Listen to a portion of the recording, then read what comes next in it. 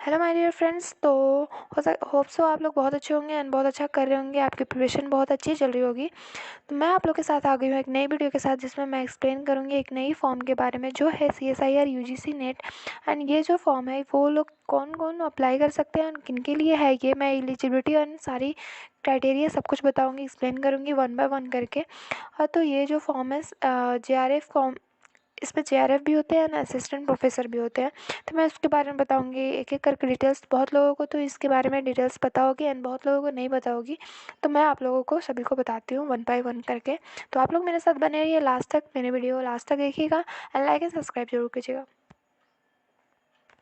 हाँ, तो जो ये फॉर्म है वो NTA के द्वारा रिलीज़ की है, नेशनल टेस्टिंग एजेंसी। जो CSIR होती है, CSIR it means council of scientific and industrial research. ठीक है, जिन्हें इसमें जाना है वो लोग अप्लाई कर सकते हैं। ये जो है, जो मास्टर डिग्री कंप्लीट कर चुके हैं उन्हीं लोगों के लिए है ये फॉर्म, जो या फिर एंड सेमेस्टर में हो, मास्टर डिग्री की एंड सेमेस्टर में, मतलब सेमेस्टर 4 में, तो वो लोग अप्लाई कर सकते हैं। CSIR नेट UGC नेट जो होता है वो क्या होता है कि जो नेट होता है, नेट एंड JRF होता है। नेट एंड JRF क्या है, डिफरेंस क्या है? तो JRF जो होता है, जो हाईएस्ट कट ऑफ जाता है वो JRF में जाते हैं, एंड नेट होता है, वो नेट उन्हें होता है जो अदर देन, मतलब लोएस्ट जिनकी आएगी, वेरी लोएस्ट नहीं, उसकी अलग कट ऑफ निकलती है एंड उसकी JRF की अलग कट ऑफ निकलती है। दोनों की कट ऑफ अलग निकलती है। जिसकी हाईएस्ट कट ऑफ हुई वो जाएंगे JRF में, उससे थोड़ी लोएस्ट हो गई तो वो जाएंगे नेट में। जैसे अगर आपके 150 मार्क्स आए तो वो हो गए JRF, एंड 120 मार्क्स नेट के लिए अलग कट ऑफ निकलेगा तो वो हो जाएगा आपका नेट में, आपकी सिलेक्शन होगी। ठीक है, तो ये है इसकी सिलेक्शन प्रोसीजर। मैं एक एक करके सब कुछ बताती हूँ। पहले इसके इंपॉर्टेंट डेट्स देख लेते हैं, इन्फॉर्मेशन क्या है। जो इसके ऑनलाइन रजिस्ट्रेशन है, उसकी जो ऑफिशियल वेबसाइट है वो क्या है, CSIRnet.nta.in। ठीक है, ये है आपकी ऑफिशियल वेबसाइट। एंड इसकी जो फॉर्म स्टार्ट हो चुकी है, ये कौन से सेशन की है, तो जून में जो एग्ज़ाम होने वाली है उसके लिए ये फॉर्म अप्लाई करेंगे। ठीक है, तो ये जो है इसकी 10/3/2023 से 10/4/2023 ये आपकी लास्ट डेट है, मतलब आपकी 10 अप्रैल को लास्ट डेट है, आप लोग तब तक अप्लाई कर लीजिएगा। एंड इसकी जो ट्रांजेक्शन एग्जामिनेशन फ़ी आपको अप्लाई करनी है वो भी इसकी लास्ट डेट उतना ही है, 10 अप्रैल। ठीक है, तो आप लोग सभी लोग जल्दी से अप्लाई कर दीजिएगा। एंड इसकी जो फ़ी देखेंगे तो फ़ी सारे कैटेगरी के लिए अलग अलग होते हैं, जैसे सारे में होते हैं, सारे एग्ज़ाम्स में होते हैं, इसमें भी वैसे ही है। जो जनरल है, जनरल के लिए 1100 लगेंगे। एंड फिर जनरल EWS जो है वो है 550 रहेगी।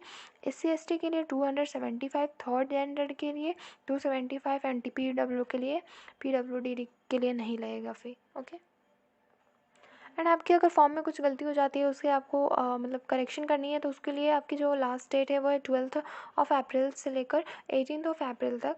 तो आप लोग उसमें अगर ऐसे गलती मत कीजिएगा, अगर हाँ हो जाती है तो आप उसको सुधार भी सकते हैं, कोई दिक्कत नहीं है। अगर पैटर्न ऑफ एग्जामिनेशन देखें तो वो तो कंप्यूटर बेस्ड होगा एग्ज़ाम, एंड ऑब्जेक्टिव MCQs रहेंगे। ड्यूरेशन क्या होगा एग्जामिनेशन को, 180 मिनट्स रहेंगे, मतलब 3 hour. And date of examination schedule कितने होंगे, 6, 7, 8 June. Okay, and timing of examination जो आपके एडमिट कार्ड पे आएगा उस समय अनाउंस, उसमें लिखा हुआ रहेगा, उस समय अनाउंस भी हो जाएगा सारे एग्जामिनेशन की। ठीक है, तो ये आपकी डिटेल्स इसके बारे में। इसको जब आप अप्लाई करेंगे तो इसमें क्या कंडीशन होनी चाहिए, पहले तो आपको रजिस्टर करना होगा ऑनलाइन फॉर्म के लिए, and email ID and mobile number आपको डालना होगा। एंड आप एप्लीकेशन फॉर्म आप अप्लाई करोगे तो आपको जो फ़ोटोग्राफ होनी चाहिए, बहुत ओल्ड नहीं होनी चाहिए, और वो कितनी होनी चाहिए, साइज़ उसकी 10 KB to 200 KB होनी चाहिए। ब्लैक एंड वाइट कोई भी कलर होएगा तो चलेगा। 80% फेस विदाउट मास्क होना चाहिए, मास्क लगा के नहीं होना चाहिए। और जो सिग्नेचर होनी चाहिए वो 4 KB to 30 KB होनी चाहिए। ठीक है, एंड जो एटेंशन फॉर्म जैसे PDF फाइल साइज कोई भी होगा, फाइल अगर अपलोड करने के लिए होगा वहाँ पे डालने के लिए 50 KB to 500 KB होना चाहिए। अगर सर्टिफिकेट डालनी है, जैसे कि कैटेगरी की सर्टिफिकेट होती है SC ST OBC EWS के लिए, तो वो PDF file 50 KB to 300 KB होना चाहिए। PWD सर्टिफिकेट के लिए जो KB होना चाहिए वो 50 KB to 300 KB होना चाहिए। ठीक है, थोड़ा CSIR नेट के बारे में जान लेते हैं, ये क्या है। तो ये जो है NTA के द्वारा ली जाती है, ये सभी को पता है, और ये जो होता है ह्यूमन रिसोर्स डेवलपमेंट मिनिस्टर होता है, उनके अंडर में ये आता है। ठीक है। और ये जो है CSI UGC फेलोशिप जो है वो क्या होता है, इसमें अगर आप JRF निकालते हो तो वो होता है आपका रिसर्च फेलोशिप में, मतलब आप लोग रिसर्च में जाओगे एंड रिसर्च में जैसे एक्सपर्ट के अंदर आप काम करोगे एंड आपके वहाँ पे क्या होंगे काम, research and development establishment of recognize public और प्राइवेट सेक्टर, मतलब वहाँ पे आपको क्या करना है, रिसर्च करना है। मेनली JRF का यही काम है। JRF के लिए तो पता ही है कि क्या चाहिए, 55% मार्क्स चाहिए एटलीस्ट ग्रेजुएशन में, जनरल के लिए, एंड EWS के लिए भी वही है, एंड OBC के लिए भी वही है। ठीक है, तो ये थोड़ा सा उसके बारे में डिटेल, ये है CSI और UGC नेट जो कि लिया जाता है NTA के द्वारा। एंड फॉर लेक्चरशिप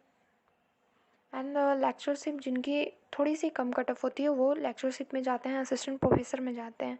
ठीक है। एंड जो इसकी JRF हो या फिर नेट जो होते हैं वो इसकी एग्ज़ाम 2 बार होती है, एक जून वाले सेशन में, एक दिसंबर वाले सेशन में होती है। ठीक है, ये सभी को पता होगा। जो लोग इसके बारे में नहीं जानते हैं तो बाकी तो मैं डिटेल्स बता रही हूँ एंड आप लोग अच्छे से सुनिएगा। अगर JRF की जो स्टाइपेंड देखेंगे तो वो कितनी होती है, जो स्टाइपेंड होती है JRF की तो वो होती है 31,000 PM पर for the first 2 years, first 2 years के लिए इतने मिलते हैं। और एडिशनल देखें तो एनुअल कॉन्टिनेंट ग्रांट ऑफ 20,000 मिलते हैं पर fellow with the provided university या इंस्टीट्यूशन। ठीक है, तो फिर उसके अलावा क्या होती है, एनुअल कॉन्टिजेंट ग्रांट जो होता है वो 20,000 पर फेलो मिलता है। तो ये है आपकी JRF की स्टाइपेंड। अब इसके थोड़ी सी एलिजिबिलिटी क्राइटेरिया देख लेती हूँ। वैसे तो मैं स्टार्टिंग से बताते आ रही हूँ MSc, बट फिर भी इसमें और भी कुछ है तो वो बता देती हूँ। एसेंशियल क्वालिफिकेशन क्या है मेरी, जैसे कोई BTech भी करते हैं, BE भी करते हैं, BS 4 ईयर का होता है, BS MS होता है, B फार्मा होता है, MBBS एटलीस्ट 55% मार्क्स होने चाहिए, तो वो लोग भी अप्लाई कर सकते हैं, उन लोगों के लिए भी वैलिड है। इसमें ना अलग अलग सब्जेक्ट्स भी होती है, मैं आप लोगों को एक एक करके बताऊँगी। इसमें BSc ऑनर्स या फिर कोई भी degree holding for students enrolled integrated MS PhD, जैसे कि उन्होंने MS PhD किया है तो वो भी अप्लाई कर सकते हैं। एंड ये सारी डिटेल्स है, वैसे मैं आप दे दूँगी, आप लोग अच्छे से पढ़ लीजिएगा, मैं बता दे रही हूँ, है ना। एक और चीज़, जैसे JRF होती है उसकी मैक्सिमम एज 28 ईयर्स ही होती है, मतलब चीज़ आपका अगर 28 ईयर से ऊपर हो जाता है तो फिर आप लोग नहीं अप्लाई कर सकते हो JRF के लिए। मतलब अप्लाई क्या करना है, मतलब आप लोग JRF के लिए सेलेक्ट नहीं हो पाओगे। एंड अगर आप लेक्चरशिप का देखोगे तो उसमें कोई एज लिमिट नहीं है, या बॉन्डेड नहीं है एज उसमें। अब डिटेल्स ऑफ एग्जामिनेशन देख लेते हैं। पहली बात तो ये कंप्यूटर बेस्ड एग्ज़ाम होगी, ये सभी को पता है। एंड ये एग्ज़ाम जो होगी वो 3 फॉर्मेट में होगी, 3 पार्ट में होगी। वो 3 पार्ट में क्या होगी, जो टोटल क्वेश्चन होंगे पार्ट ए के वो होंगे 20, पार्ट बी की 40 क्वेश्चन, पार्ट सी की 60 क्वेश्चन एंड टोटल 120 क्वेश्चन होगी। मैक्सिमम नंबर ऑफ क्वेश्चन जो होगी वो अटैम्प्ट कितना करना है आपको, पार्ट ए में 15 क्वेश्चन अटैम्प्ट करना है, पार्ट बी में 35 क्वेश्चन अटैम्प्ट करना है, पार्ट सी में 25 क्वेश्चन अटैम्प्ट करना है। ठीक है, तो out of 60 25, out of 40 35, out of 20 15 question, मतलब आपको टोटल 75 क्वेश्चन अटैम्प्ट करना है आउट ऑफ 120। अगर इसका सारे करेक्ट आंसर अगर आपके हुए तो अगर इसमें देखिए पार्ट ए 2 मार्क्स का है each question, part B 2 marks का each question and part C 4 marks का है ईच क्वेश्चन, तो आपको टोटल मार्क्स कितने हो गए 200। ठीक है, अगर आपकी कोई भी क्वेश्चन गलत होती है तो इसमें नेगेटिव मार्किंग क्या है, 0.5 marks part A, 0.5 marks part B and 1 marks part C. ठीक है, तो ये आपकी नेगेटिव मार्किंग होगी। अगर ये किसके लिए है, केमिकल साइंस के लिए, मतलब जो भी आपके केमिस्ट्री ऑनर्स कर रहे होंगे उनके लिए ये है, ये फॉर्मेट एग्ज़ाम की। ठीक है, तो केमिकल साइंस जो कि पेपर नंबर है 701। अब देखिए ये जो सब्जेक्ट है ये इसके अंदर आता है CSIR UGC नेट। एंड जो दूसरा सब्जेक्ट है वो है earth atmospheric ocean and planetary science. इसमें क्या है, जो टोटल नंबर ऑफ क्वेश्चन होगा वो 20 होगा पार्ट बी ए में, एंड बी में 50 होगा, सी में 80 होगा, टोटल 150 क्वेश्चन होगा। And maximum number of questions to attempt, आपको कितना अटैम्प्ट करना है, पार्ट ए में 15 करना है, पार्ट बी में 35 क्वेश्चन करना है एंड पार्ट सी में 25 क्वेश्चन अटैम्प्ट करना है।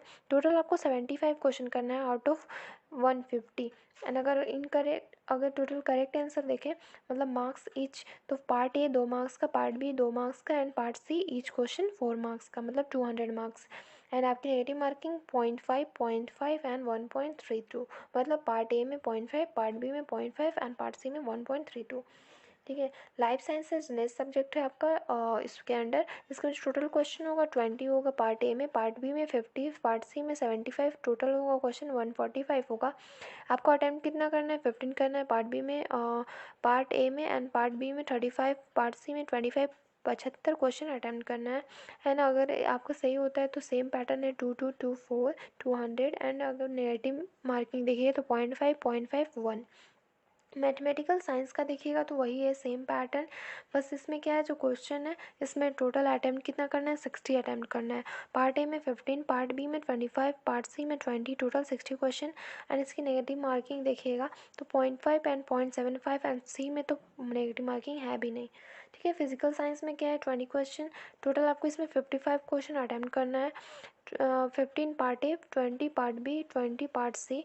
आपको नेगेटिव मार्किंग 0.5, 0.8, 1.25। तो यह है इसकी नेगेटिव मार्किंग एंड एग्ज़ाम की पूरी डिटेल। अगर आप इस जितने दिए हुए क्वेश्चन उससे ज़्यादा अटैम्प्ट कर लेते हो तो आपकी क्वेश्चन की मतलब जितनी आपकी फर्स्ट, जैसे अगर केमिकल साइंस का देखिए तो जो आपने पार्ट ए में 15 क्वेश्चन अटैम्प्ट किया है, अगर आप 20 को 20 कर दियो तो आपको कंसिडर किया जाएगा स्टार्टिंग के 15 क्वेश्चन ही, बाद